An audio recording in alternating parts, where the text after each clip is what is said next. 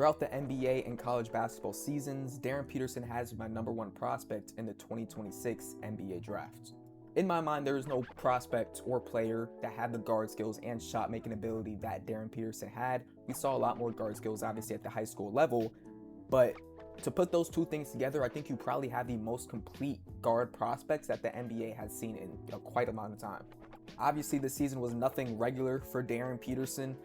Dealt with injuries, dealt with cramping issues, could have been some internal problems with that Kansas organization as well. And overall, I don't think we saw near to even close his offensive output or output in general that we could have seen if he was truly healthy and truly playing at his highest ability. Now in June, which is 2 weeks away from the 2026 NBA draft, we're getting reports that Darryn Peterson has only worked out and only plans to work out for the number one overall team, the Washington Wizards, before the 2026 draft. Now, because Darryn Peterson has dealt with injuries and cramping and so many stuff during the college basketball season, he's not widely considered the number one overall prospect in this draft class. It's AJ Dybantsa. Me personally, I still have Darryn Peterson over Dybantsa, but he's not projected to go number one in the 2026 NBA draft. So to cancel all or not schedule any other workouts for teams in the draft, it's definitely a decision.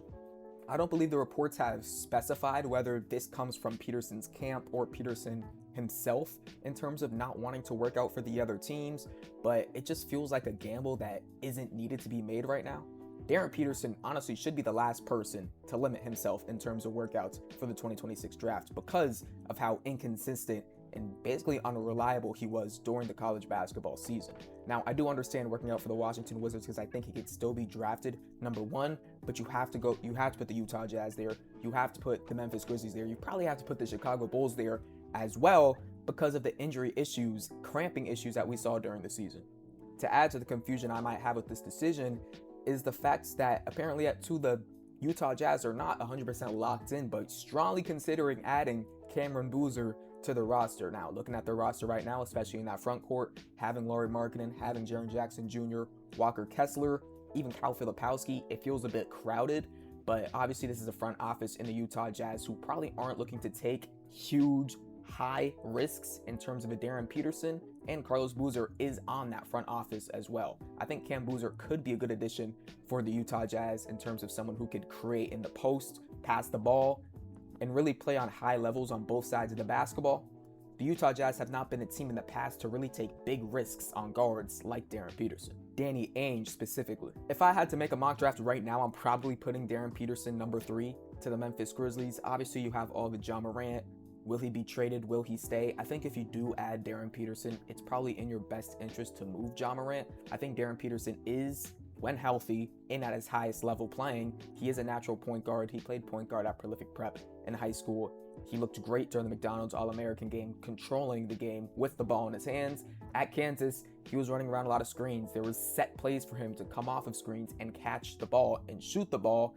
I don't think that's really his natural position. I think a lot of that was limited to the fact that he wasn't moving like he usually does because of all the injuries / cramping that he dealt with during the season. I think all of this really just goes to say, I would still personally take Darryn Peterson with the first overall pick in the 2026 drafts. I just think it was a dumb decision, basically malpractice for him to only work out for the top team in the draft. Potentially a high risk, high reward situation where if he balls out at the Washington Wizards pre-draft workout, then he can go number 1.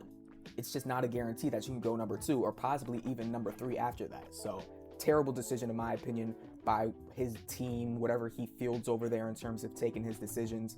Like I said though, I would still take him number 1. I think we did see a lot of injuries, but we still saw good bursts of production from him during the regular season, and Darryn Peterson's still easily my number 1 prospect. I'd say 1A, 1B with AJ Dybantsa. The decision really just limits his ability to show off before the NBA drafts because he's only showing out for one team. If you go out to multiple teams, you're able to show what you still have, what you can bring at a high level now that hopefully those setbacks are done with, and he just didn't take that opportunity, which I don't really understand. Now, could there still be private workouts that we don't know about yet?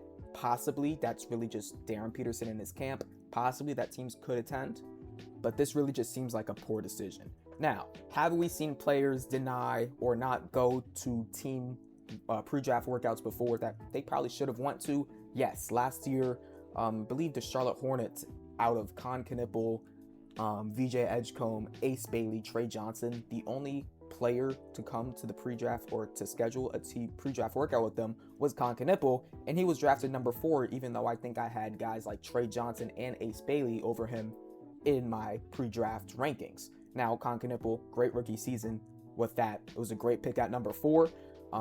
But showing that these pre-draft workouts really matter, that if these players don't go or don't schedule them, there's not a great chance they're able to draft them, because you're not taking that high of a risk at that high of a pick for a player you haven't had in your own facilities yet, that you really haven't seen that close yet.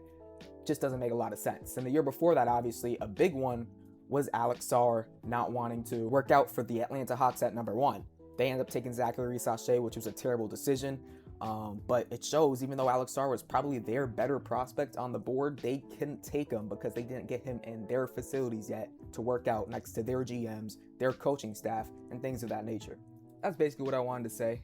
Hope you guys enjoyed. Obviously, a lot more draft content coming in the upcoming days.